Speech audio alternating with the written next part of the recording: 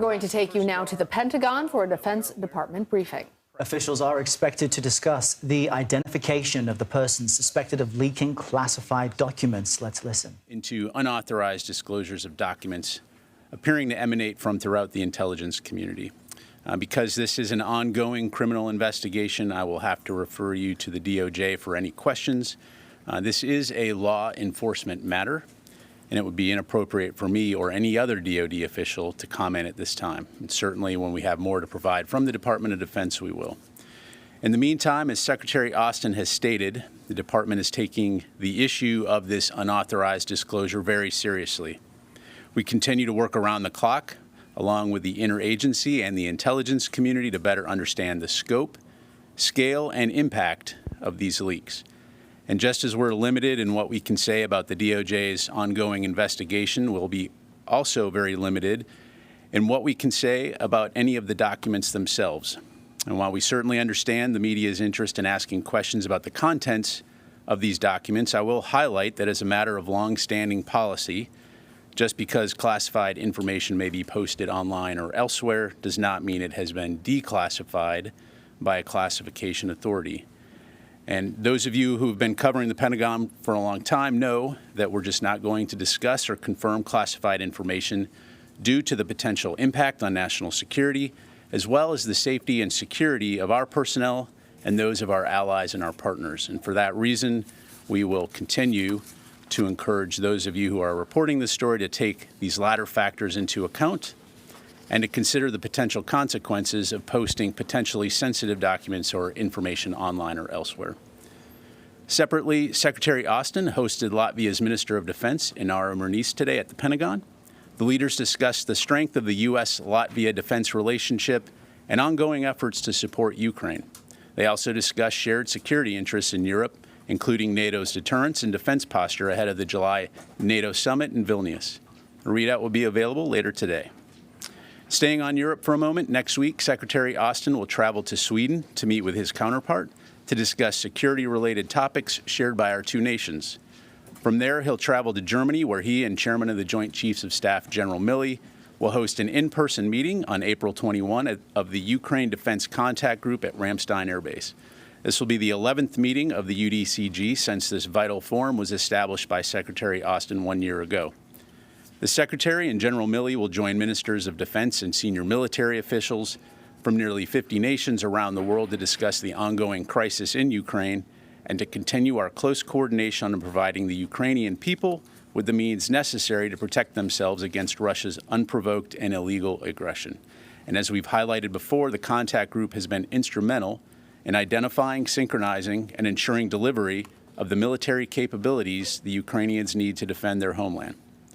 And on a semi-related note, at the end of this month, the Arkansas Army National Guard's 39th Infantry Brigade Combat Team will replace the New York Army National Guard's 27th Infantry Brigade Combat Team and assume command of the Joint Multinational Training Group, Ukraine, at Grafenwehr Training Area in Germany.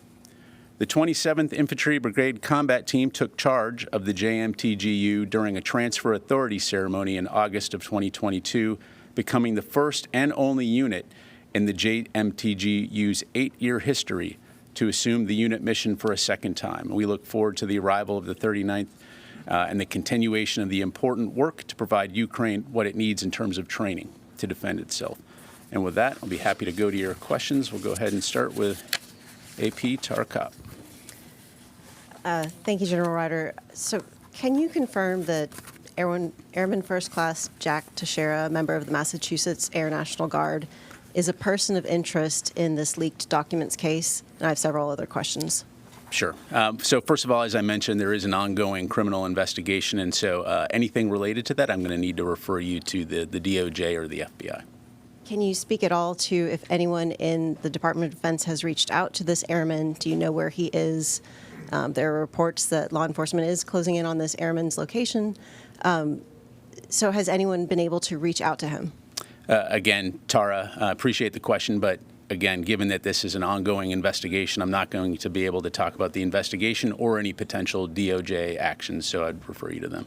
Okay. In the days after the leaks came to light, What steps has DoD taken to reduce the number of people who have access to not only these classified briefings, but the classified material in general? Sure. So we continue to review a variety of factors as it relates to safeguarding classified materials. This includes examining and updating distribution lists, assessing how and where intelligence products are shared, and a variety of other steps. I would say, though, that it is important to understand that we do have stringent guidelines in place for safeguarding classified and sensitive information. This was a deliberate criminal act, a violation of those guidelines. And so, again, I think that's important to understand. Now, we will continue to do everything we can to ensure that people who have a need to know when it comes to this kind of information have access to that. We're always going to learn from every situation. But again, this is something that we'll continue to look at. But you are taking steps to tighten that, I guess, population who might have access to this level of information. That's accurate. Again, we continue to review those distribution lists, update them, make sure there's a need to know. But again, let me just emphasize my point that this was we have rules in place. Each of us signs a non-disclosure agreement. Anybody that has a security clearance, and so all indications are, again, this is a criminal act, a willful violation of those, and again, another reason why we're continuing to investigate and support DOJ's investigation. And just last question. Do you have a sense that this is just the act of one individual? And even if so, wouldn't members of his chain of command also be held accountable for this lost information? Again, I don't want to speculate or get ahead of the DOJ's investigation. We need to allow that to run its course, and so I'd refer you to them. Let me go ahead and go to Gordon, and then I'll come back to Jen. Yeah, Pat, there's two questions. One, just to clarify, in DOD's efforts to change the way you do business in terms of protecting classified information, apart from the stuff that you do already, is that DOD-led or is that joint staff-led? Who's kind of directing what on that? And the second question is just hypothetically, I know you like hypotheticals, if somebody was to be charged, what would determine whether the military would charge and indict and carry out the legal process against that person or people or DOJ? Yeah. So on your latter question, you're right. I don't want to get into hypotheticals. I will say that, as always, every case is judged on its own merits, and we need to allow this investigation to run its course. And then, of course, there'll be more to say on that. On your first question, again, it's important to understand that this is not just about DOD. This is about the U.S. government. This is about how we protect and safeguard classified information. And as I highlighted, we do have strict protocols in place.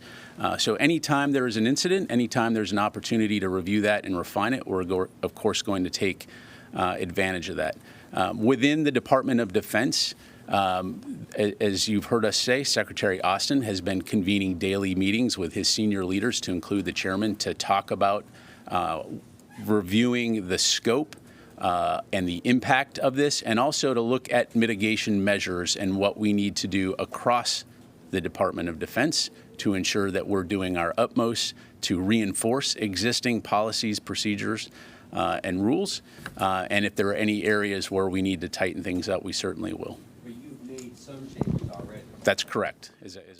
Well, we've been listening to the Pentagon press briefing. Spokesperson Patrick Ryder addressed those leaks and the person identified earlier today, but didn't have too much to say about that. The Pentagon referring all questions to the Department of Justice, though did call the leak a deliberate criminal act. Yeah, that seems to be the extent to which he's willing to say more. CBS News has learned the suspect is a 21-year-old member of the Massachusetts Air National Guard named Jack Teixeira. We're learning he may have shared all of this classified information on an online forum known as Discord. Our colleagues covering the intelligence departments are continuing to dig through more documents that have been found, and they will bring us more information when we have it. Of course, we'll bring that to you.